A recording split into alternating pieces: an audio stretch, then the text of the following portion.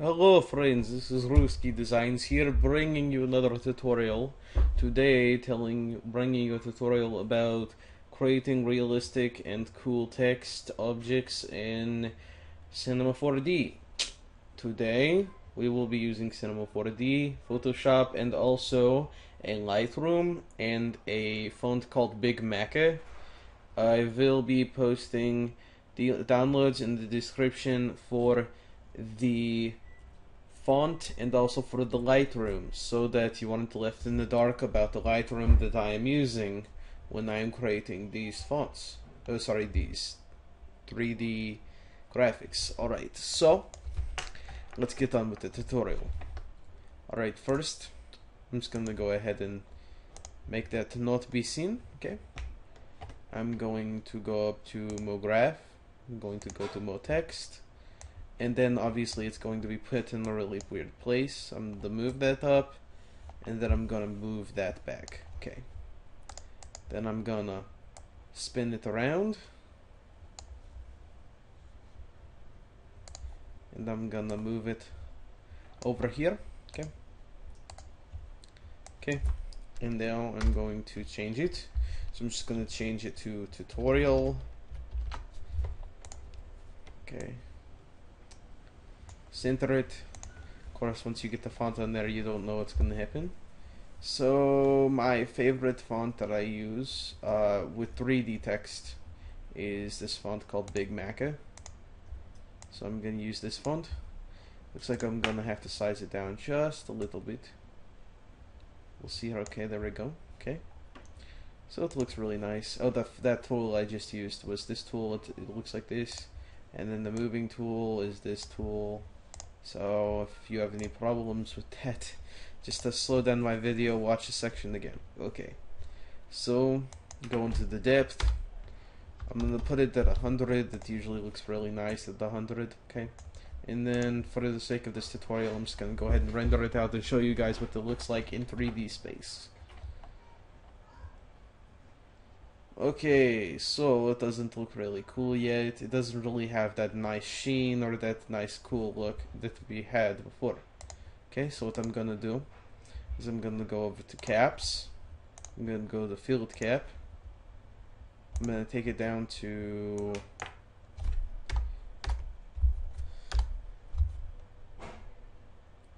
3 centimeters for the start field cap, and then the end field cap I'm gonna go down to, once again, I'm going to go down to 3 centimeters. Okay. And only one step. Okay, so now I'm going to render that again. So I'm going to show you guys what it looks like with the caps. Okay. So let's see here. My computer runs fairly fast, so it shouldn't take too long. Yes, it's almost done already. So it looks fairly natural, but we are not done. Okay, so it looks nice, but it doesn't look epic. So we're going to fix that. I'm going to try to recreate a nice little shiny material. So I'm gonna be going to File, New Material, and it's gonna pop up here. Okay. So I'm going to go to color first, okay, and I'm just going to keep it at this relatively grayish color because I like coloring my stuff in Photoshop. So I'm going to tell you right now, if you want to learn how to color text in this video in Cinema 4D, I'm not going to be able to help you. So that's what it looks like for there. So now I'm just gonna go to I'm gonna go to the basic tab, and then I'm gonna go to reflection. Okay, so it makes a really nice, it makes a huge reflection sort of thing going on. So I'm just gonna show you what it looks like with the retarded amount of reflection. Okay. And nothing happened. That's the beauty of it. It's weird how stuff doesn't change sometimes when you're making crap in Cinema 4D. So I'm gonna go to a Fresnel. I'm gonna take the brightness down a little bit, just so it's nice. It looks a little nice. Okay.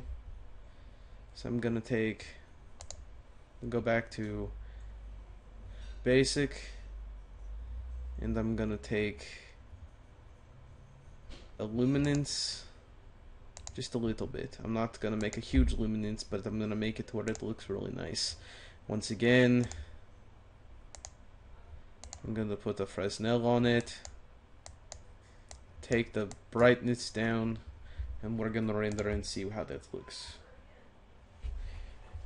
But one thing I really emphasize in my tutorials is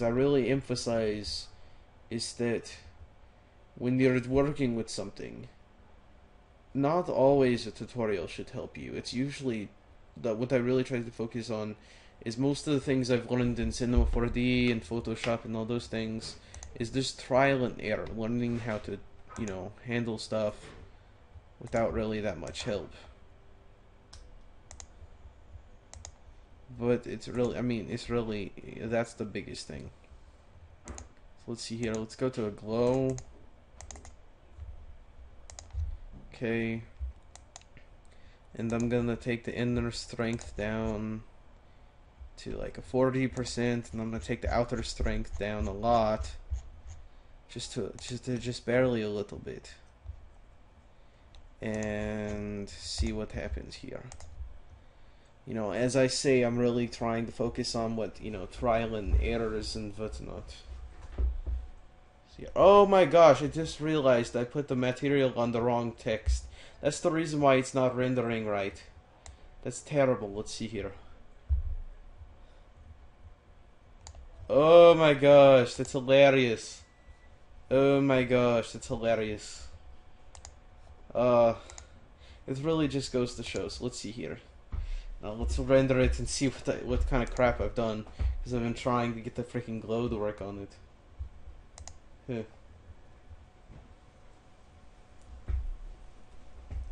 So it's going to take a little bit of time to render. Just a little bit.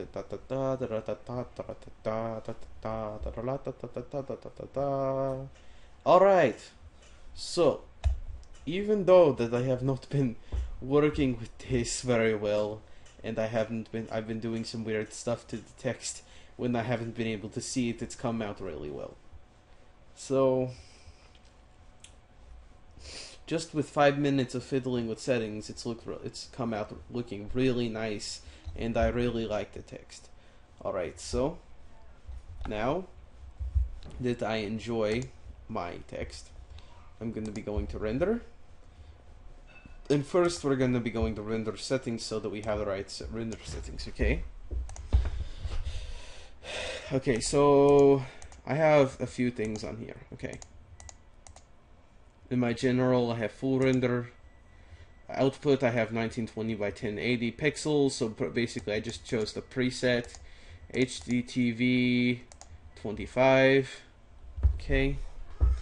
I have 72 resolution, which is alright, and all this stuff. Film aspect, HDTV, okay. So now I go to this, where I want to save it to, so I'm just going to save it as tutorial image.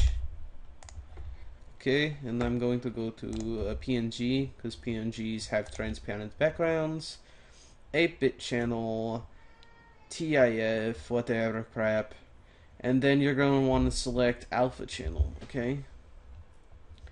And that's the most important thing, is selecting the alpha channel. I have mine already selected, but that's one of the most important things when you go to render, okay?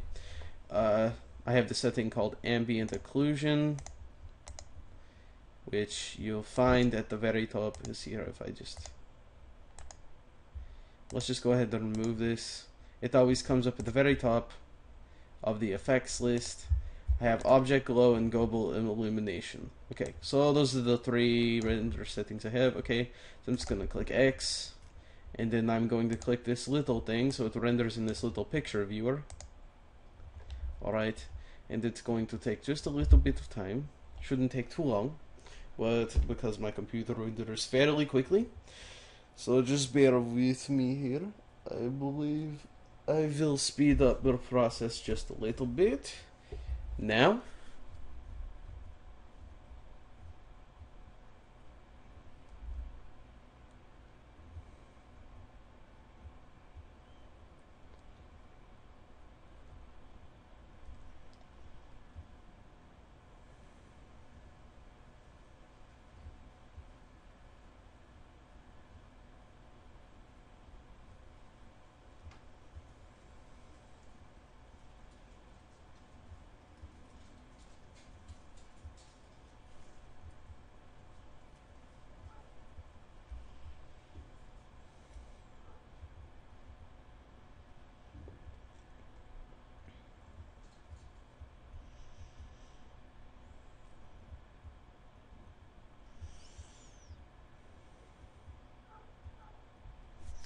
Alright guys, I have it rendered out now. So wherever, I'm just going to click X on that, and I'm going to go to my files. I'm going to go to wherever I saved it. I saved it to a file where I have for C4D renders. I'm going to go that, I'm going to take it, and I'm just going to go drag it into my Photoshop. Oh crap, I already have something out there. So I'll just go ahead and do a new, and then I'm just going to take that, I'm going to drag it into there. Okay, so what I'm going to do is I'm going to place it, then I'm going to take rasterized layer, I'm going to take it and I'm going to cut it out of the layer. So now it's just its own little layer. Obviously I accidentally rendered it a little too far out of the thing, and on the left side of the L, sorry, on the right side of the L, hopefully this won't happen to you, but it cut it off a little bit, so in any other case except for this tutorial I'd have to render it. So anyway guys, that is how you render nice clean looking 3D text in Cinema 4D, and also how you make it. And I will be having the font in the description and also the Lightroom in the description. I really hope this helped you out guys a lot, and please like, subscribe, and critique my video. I need all of the support I can get. Thank you very much guys.